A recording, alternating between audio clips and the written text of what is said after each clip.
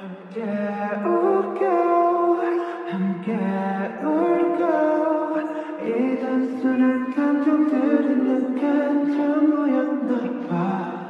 언제쯤일까 다시 그때를 마주 앉자면 눈을 보고 말할래요.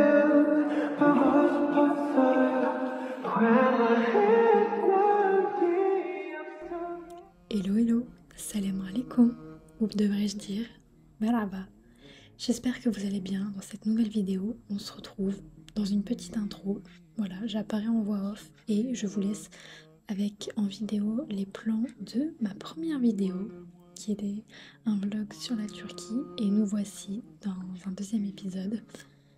Et je voulais revenir sur mon voyage, mais avant d'entamer les thèmes que je vous ai demandé de voter en sondage, je voulais faire un deuxième petit vlog avec les images que j'ai pu filmer et vous expliquer pourquoi je n'avais pas fait extrêmement beaucoup de plans de vidéos et que vous n'aviez pas mon quotidien en Turquie. C'est tout simplement parce que nous étions avec mon mari dans l'appartement de sa grand-mère à Istanbul. Si vous ne le savez pas encore, mon mari est d'origine turque, son papa est turc, sa maman est française. Et par conséquent, la famille est turque. Donc nous étions logés en fait pendant les 15 jours où nous étions en voyage chez sa grand-mère. Et on était à 12 dans un T3. Oui, tu as bien entendu, nous étions à 12 dans un T3. La famille a décidé pour ce mariage que vous avez vu dans la première édition du vlog en Turquie. Tout le monde a pris son vol pour la Turquie. Donc on s'est retrouvés avec tout le monde dans le même appart, mais au moins on peut dire que c'était convivial. Au passage, je m'excuse de la qualité du son. J'enregistre tout simplement sur mon logiciel de montage sur mon Mac. Et je n'ai pas de micro pour l'instant, donc vous me pardonnerez les petits problèmes de son qu'il peut y avoir. J'espère changer ça bientôt, Inch'Allah. Dans tous les cas, je voulais vous faire un petit vlog commenté. Ça change du sans son et du texte. Je voulais savoir si ça vous plaisait plus quand c'était moi qui commentais en direct ou si vous préfériez peut-être le texte. C'est selon vos goûts. Comme vous pouvez le voir dans les images, on décolle à peine de Paris. À ce moment-là, je peux vous dire que j'étais vraiment stressée à donf. Et la sensation n'est pas du tout agréable. Je ne veux pas faire peur à ceux qui n'ont jamais pris l'avion. En fait, c'est pas grand-chose. Ça fait pas si peur que ça. C'est juste une appréhension, en fait, une peur de l'inconnu. Au final, c'est très sûr. On a toutes les consignes de sécurité à respecter. Il n'y a presque pas eu de turbulence. Enfin bref, c'était très très calme.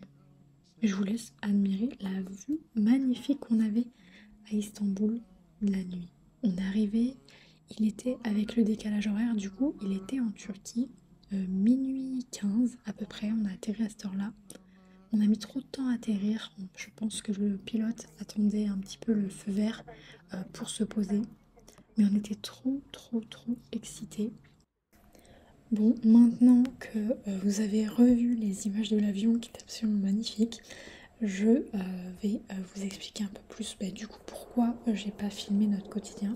Tout simplement parce que ce n'était absolument pas pratique dans la maison de filmer tous les kahvaltı par exemple. Tous les petits déjeuners turcs, tout simplement, tout le quotidien qu'on avait à la maison, les discussions, les moments en famille, les repas, au niveau du mariage, tout ce qui était cérémonie du henné, pour ceux qui sont d'origine turque ou qui connaissent un petit peu la culture turque, l'enterrement de vie de jeune fille, ça s'appelle un peu plus la nuit du henné, et c'est une soirée que entre femmes, donc bien évidemment je n'ai pas filmé. En tout cas, je ne vous montre pas les images puisque j'ai filmé quelques petites choses en souvenir pour moi.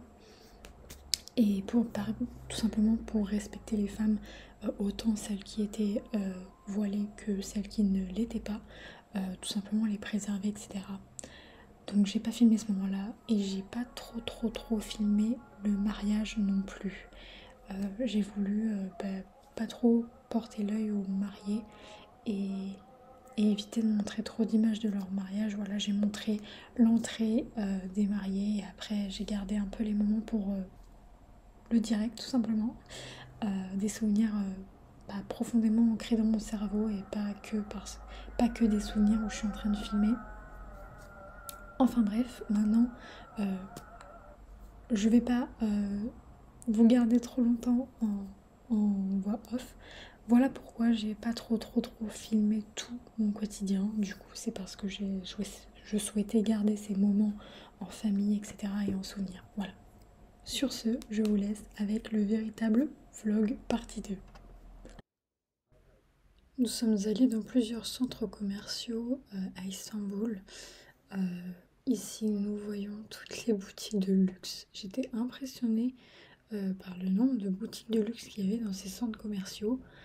C'était pas les endroits les plus pauvres d'Istanbul, je vous avoue, mais ça faisait du bien aussi de voir d'autres endroits que là où il y a la pauvreté. Ça faisait du bien aussi de voir qu'il n'y a pas que des pauvres non plus, faut pas se leurrer, il y a tout autant de personnes en Turquie qui sont très aisées et qui profitent très bien de la vie. Et là, on avait envie de voir quelques boutiques qu'il y a. Alors sachez que là-bas, même si en Turquie, en général, vous trouvez beaucoup moins cher qu'en France, eh bien sachez que dans ces boutiques-là, tout ce qui est importé en fait en dehors de la Turquie est encore plus cher qu'en France. Donc ne vous faites pas avoir par rapport au coût du télé qui n'est pas pareil que l'euro. Sachez que vous payerez quand même vos pièces de luxe beaucoup plus cher qu'en France. Donc là, on s'est promené dans un deuxième centre commercial qui était magnifique. Regardez-moi ces vues qu'on a. Franchement, l'architecture des centres commerciaux, elle est juste incroyable. On a mangé un petit bout, bien sûr, dans un restaurant le soir. Alors le restaurant, c'est Big-Et. Je me souviens plus de l'endroit où c'est, mais si vous cherchez Big-Et, vous devrez le trouver. Avec un bon dessert à la fin. Moi, j'ai pris une petite glace, mais c'était trop bon. Ce restaurant était vraiment très bon. Et encore une fois, on s'est fait une journée dans la semaine où on allait dans des endroits plus chics. Donc là, sachez que c'est un restaurant qui est plus chic que les autres qu'on peut faire en Turquie. Et il n'y avait que des belles voitures. Nous avons fait beaucoup de promenades le soir et tard la nuit avec mon mari parce qu'il faisait beaucoup trop chaud la journée. Et le soir au moins on pouvait voir différemment Istanbul. Et il est arrivé le moment d'aller à l'aéroport et clairement comme notre vol était à 6h du mat, j'ai pas filmé, on a passé toute la nuit à l'aéroport. Donc bref, on arrivait en France, on était trop crevés, là on partait, j'étais trop triste. On a passé notre vol à dormir, donc j'ai pas filmé du tout. Et nous sommes rentrés tranquillement de Paris jusqu'en Touraine et ensuite de la Touraine jusqu'à Toulouse. Et c'est ainsi que ce voyage à Istanbul se termine.